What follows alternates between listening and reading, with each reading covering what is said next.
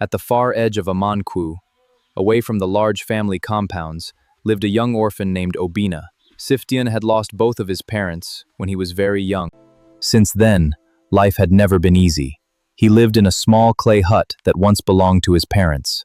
Yet Obinna rarely complained. Every morning, he woke before the sun, and every evening, he returned home tired from work. Despite having so little, Obinna was always willing to help others. He woke before the sun, and every evening, he returned home tired from work. despite having so little, Obinna was always willing to help others. Obinna survived by doing whatever honest work he could find. I gathered firewood. I helped farmers in their fields. I carried baskets for elderly villagers. Sometimes he worked from sunrise until sunset just to earn enough food for the day. Oh no, my yams! I'll help you.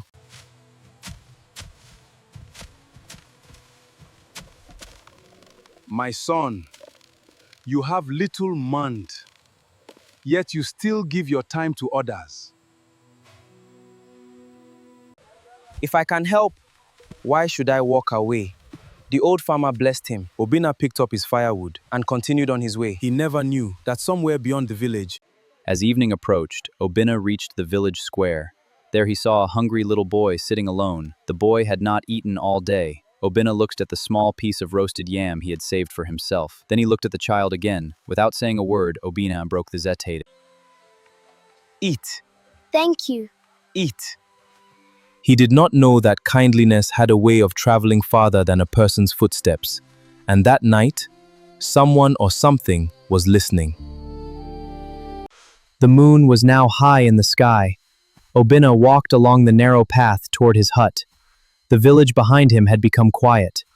Then he stopped. A strange sound had come from the forest. Nothing, only trees, only darkness. Obinna continued walking. Then he heard it again.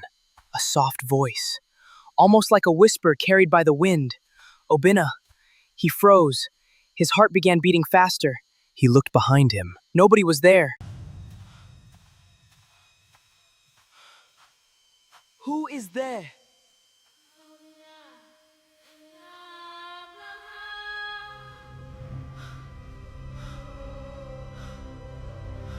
Obinna slowly lowered the bundle of firewood from his shoulder.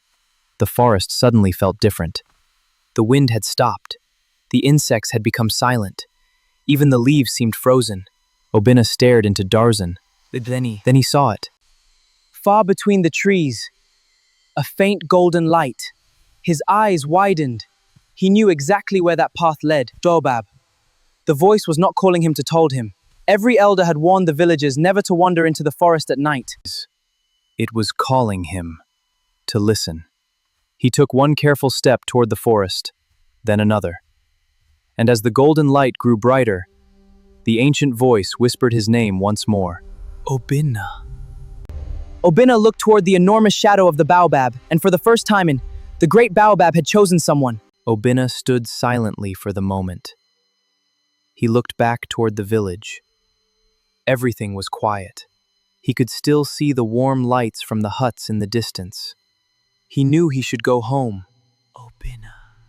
This time, there was no fear in his heart, only curiosity. He picked up his firewood and placed it beside the path. Then he stepped into the forest. One snap. The deeper he walked, the quieter the forest became. The sounds of Amankwu slowly disappeared behind him. Soon, there was nothing but the sound of his footsteps and the mysterious golden light ahead. After walking for several minutes, Obinna reached a small clearing. He stopped. His eyes widened. Standing before him was the great Baobab, but it looked completely different from the tree he had seen during the day. Soft golden light moved gently across its ancient bark. Its massive roots spread across the ground like sleeping giants. Mist floated around the base of the tree. Obinna slowly stepped closer. He had seen the great Baobab countless times. But never like this. What is happening? The forest gave no answer. Then the golden light inside the tree became brighter, and a deep, gentle voice filled the clearing. You finally came. Obinna froze. Obinna stared at enormous trunk. His heart raced. He looked around the clearing. There was no one there. No elder, no traveler, no villager. Only him, and the ancient tree. Do not be afraid, Obinna. How do you know my name? I have watched you. Watched me?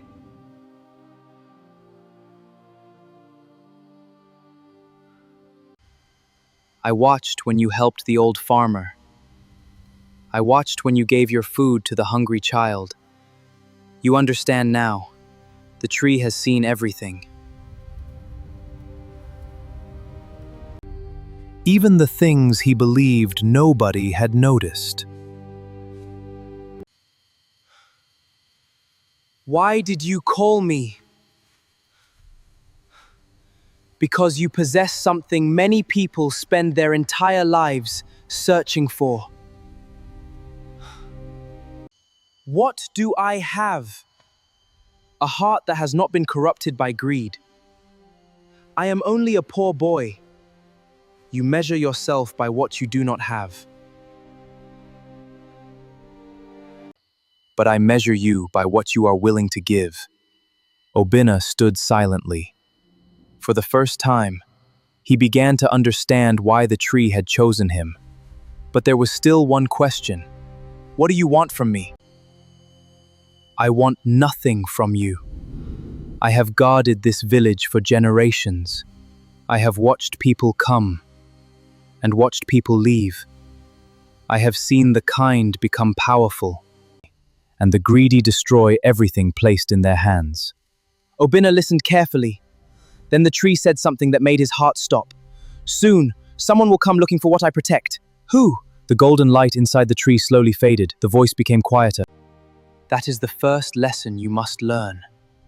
Obinna waited, but the tree said nothing more. Instead, a single golden leaf slowly separated from one of the branches and landed gently in Obinna's hands. Keep this secret. Tell no one what you have seen tonight. Obinna looked up, but the golden light had already begun to disappear. The forest slowly returned to darkness, and Obinna realized his ordinary life in Amankwu